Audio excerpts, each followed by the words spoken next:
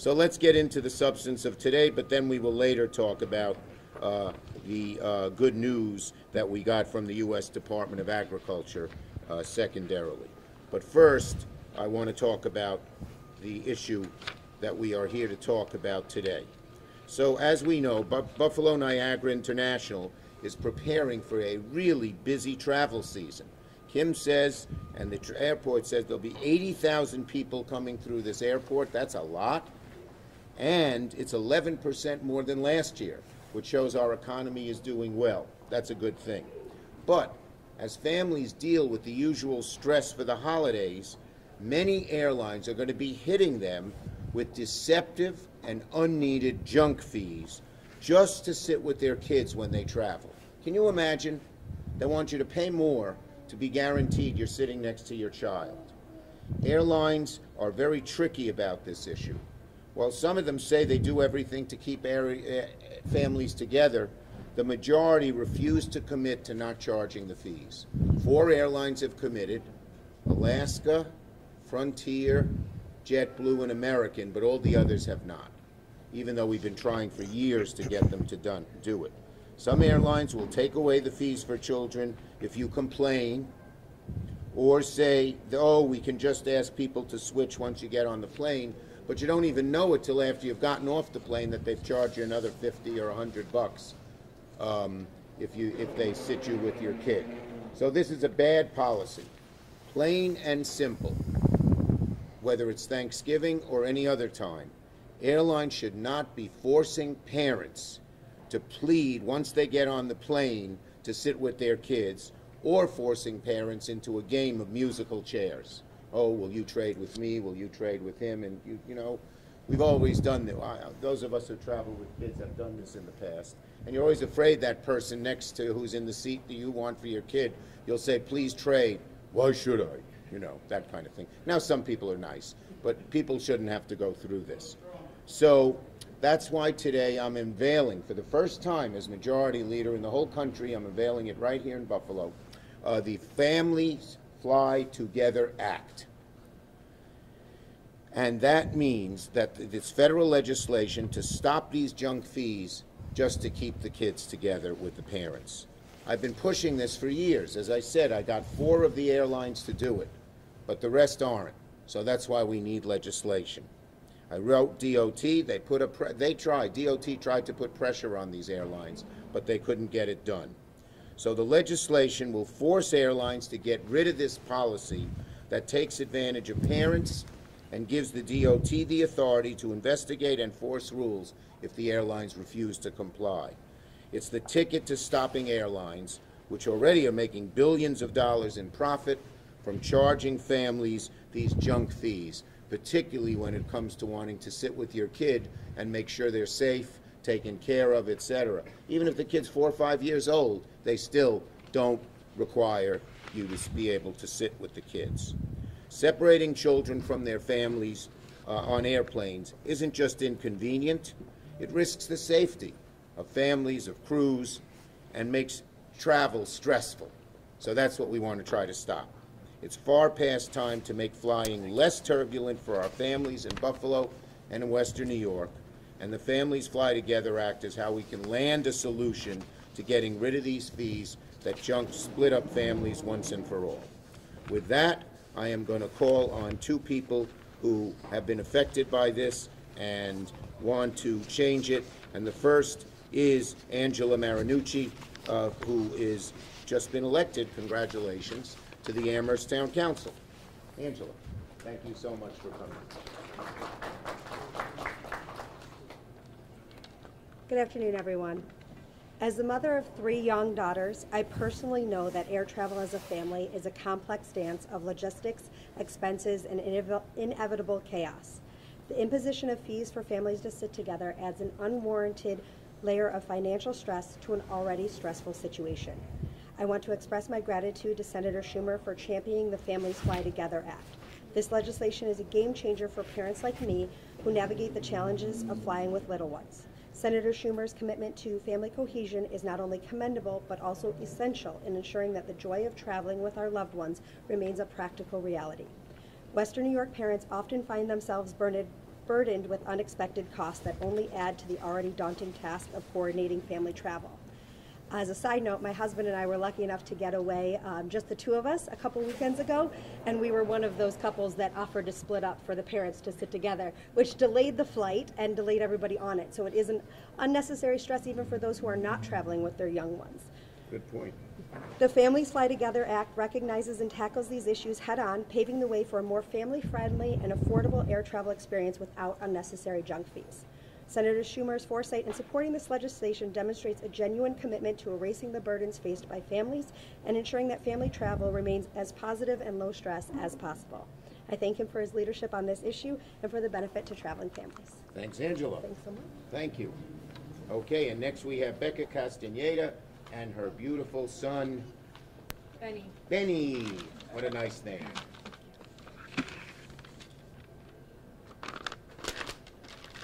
Want me to hold it? No, I just had to- You want to hold it, Benny? I love kids. Good afternoon. My name is Rebecca Castaneda, and here with me is Benny, who's 1. I wear many hats, but one of the most recent one is mom to Benny and to Leo, my 3-year-old at home. There's been a lot of talk online lately about mom math, which is the mental load it takes to go anywhere with children and plan for any and every contingency.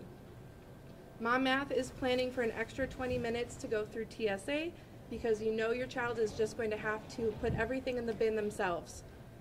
Mom math is also deciding what essentials to skip so that you can afford the extra junk fees an airline charges you just so you can sit together as a family. I am grateful that Senator Schumer is championing the Families Fly Together Act. Amplifying the stress of holiday travel is bad for parents, bad for caregivers, and bad for other passengers. It's not right for airline companies to nickel and dime hardworking families just so caregivers can keep an eye on their kids and keep them safe. According to Forbes, the average cost for a domestic round-trip flight for a family of 4 is already over $1,700. I applaud Senator Schumer for prioritizing this legislation, and I sincerely hope it's passed to help parents and families travel a little easier this holiday season. Thank you, Becca. Thank you. Okay, what we're going to do is take questions on this subject. Then I'm going to talk about the food money. We'll take questions on that, and then we'll take questions on other subjects. Senator, realistically, what do you think the chances of passage are for Pretty this? good. Well, I was just going to say, the airlines, as you're well aware, talking about powerful. pilot shortage, other things, trying to make sure that they have enough flights on their schedule. Some of that's been worked out, but realistically, as you said, Ford did, and the DOT tried to push this, but realistically, what do you think the passage are to get this It's a done? good question, but the fact that we got 4 of them to do it, 4 of the major airlines, is going to help us get the others to do it. And to show they feel the pressure, they're trying to come up with ways around it, but if parents ask, we'll let them do it, or if this or that. I think we got a good shot. It has in the past, when I pushed for this, had bipartisan support, other people pushing for it too. So, you know, I'm this first time I'm pushing this legislation as majority leader. That will help. Any other questions on this subject? What But about- you make a good point. You know, the airlines Right. are powerful. What about the Durbin bill, which would, if we understand it correctly, possibly eliminate the frequent flyer mileage, the points that some people count on in being able to take flights when they do use the credit card of the airlines? Yeah, I'm not familiar with the Durbin bill. It hasn't moved anywhere out of committee, so I'll get back to you on it. But as Senate Majority Leader, Well, I'll mean, look at it. if maybe a family would want to use frequent flyer miles. Yeah, exactly. Well, why would Durbin, I mean, I don't want to get into it here, but why would anyone eliminate frequent flyer miles? I don't understand that. Okay? But I'll have to look at the bill. So what's next in this effort? Next is to try we have the DOT bill coming up in January 19th, and I'm going to try to get it on that. Department of Transportation, DOT. Shouldn't talk in. Have you personally, sir, reached out to some of the airlines to Yes, see? we did. We and did. what are you hearing from We're them? looking at it, maybe. They don't say no, but they don't say yes. The legislation gets them to say yes. Okay? All right, next. So I'm very happy to announce that I just got word that $4 million in USDA funding will be flowing for food security for Western New Yorkers, with $2 million to go to Feed More New York, Western New York, and $2 million to go to the Buffalo School District. and both of them, which will get both of them better connected to local food producers and farmers. This is a win-win, because they try to buy local produce, particularly produce, and then be able to give it to families who need help. And that's what Feed More has done, and we've always supported Feed More. We got them $2 million, additional $2 million earlier, to expand their distribution facilities and reach out to all of Western New York. I was just in Rochester talking about this, and they had the onions, that was the prop behind me, a lot of bags of onions, and they were from Elba. So that was an Erie County product, but it shows you that we have a lot of local farm products that could benefit from being bought by these groups and then helping kids pay for it. It's great news. We're glad to deliver this funding just in time for Thanksgiving. Are we going to have any speakers on this, Matt? Yes? Go ahead. Who's going to speak? I'm David Mills, Chief Operating Officer of Buffalo Public Schools, and I'd like to introduce our Director of Food Service and our Assistant Superintendent for Community Schools. And they're going to talk about what we've set up to bring these locally sourced produce items to our families in the city of Buffalo. And as you know, many of our schools are located in food deserts, places where locally sourced produce cannot easily get to. So they've set up a system, and they're going to talk about it. Okay.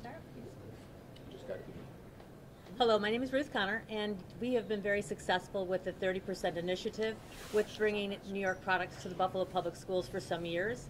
This is an expansion on that. It'll continue to grow more relationships with New York farmers, bringing it directly to our families, helping socially disadvantaged farmers as well. So good things to come, and we're really excited about bringing food to our communities. And people forget Erie County, and of course we have all the other counties, Wyoming and Niagara, but Erie County has a lot of agriculture. Hello everyone, my name is Alyssa Monfletto. I oversee the Community School Initiative for Buffalo Public Schools. This initiative will launch through our 22 community schools throughout the 4 zones of the city, providing complete access to our families and our students.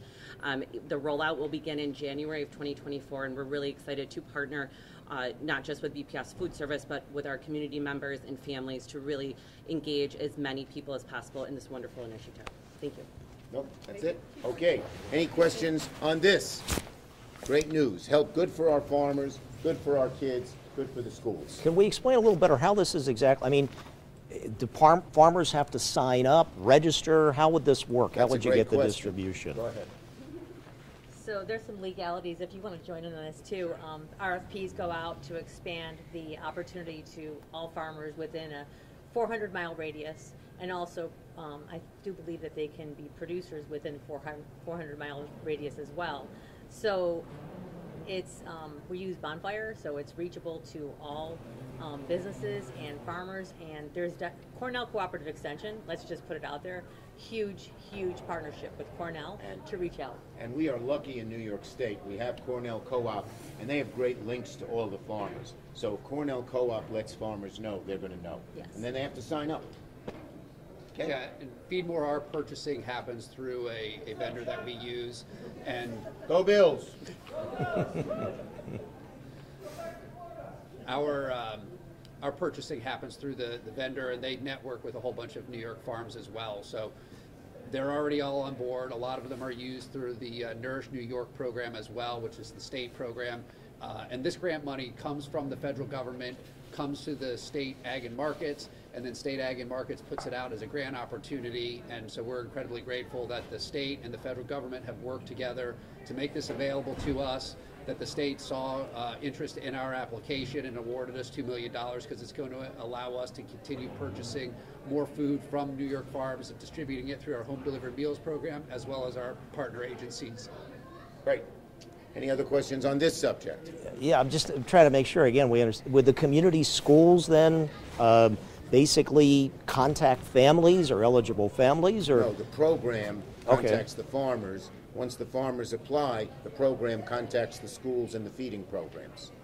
Right, but I'm saying the schools then are the centerpiece Some, of... for some, but not all. Go ahead. So our community schools have what's called Saturday academies, We're open every Saturday. We will have a large amount of product that will come in every Saturday, and we will create bags that will be distributed in each of those schools on those Saturdays. There will be plenty of opportunity for everybody to come in and receive those products, and then those products, Ruth, correct me if I'm wrong, will switch depending on the season in the market. Absolutely, and I'm sure everybody was familiar with the pandemic and the amount of feeding that we did during the pandemic. Very similar as far as having some bulk options of reaching families, and the relationship that we have with the community school partnership to be able to get that message to the families is going to be huge as well. Wait, I have a hat. Great hat. Oh, you do have a great hat and a pin. Thank you. Hat and a pin, which I'm going to... There we go. We'll plug a marketing wherever we can. I was going to wear a Bill's hat, but I'm wearing a farm school hat. There we go. It looks great. How's that for you Very photographers? It's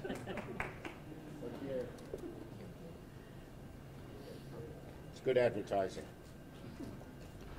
Not as good as online, but it'll do. Okay. Any other questions on other subjects? Senator, Congressman Higgins, more than a week ago, announced his resignation from Congress coming up in February. Just wanted to get your thoughts on well, first, Brian has been a great partner. I guess I should. What the heck? Brian has been a great partner working with me to help Western New York in so many different ways. So first, he leaves a great legacy. I'm sorry he's leaving. I would love him to stay. But, you know, he served Western New York for so many, for so many years so well. As for who's going to succeed him, too early to tell or comment.